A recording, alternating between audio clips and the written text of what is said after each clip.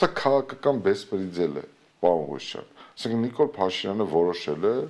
որ ինչ-որ մեկին, տվյալ դեպքում Սամվել Կարապետյանին պետք է իր պատկերացումներով, իր ուզած ժամկետով, իր ուզած մեղադրանքով պահել ուրեմն անազատության մեջ։ Սա գիտեք ինչ, ի վերջո ժամանակները կանցնեն, մենք կունենանք եւ իրական արդարադատություն, եւ իրական դատական համակարգ, բայց սա նաեւ այսօրվա դատաիրավական համակարգի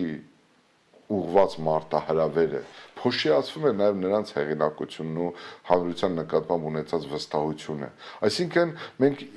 մի իրավիճակի մեջ ենք հայտնվել, երբ որ դատաիրավական համակարգը ամբողջովին հայտնվել է գործադիր իշխանության ու նրա ղեկավարի կրնկի տակ եւ փորձ է արվում սեփական քաղաքական մրցակիցներին կամ հնարավոր մրցակիցներին չեզոքացնելու համար օգտագործվել ամենաբիրտ մեթոդները։ Ժողովրդավարական Հայաստանը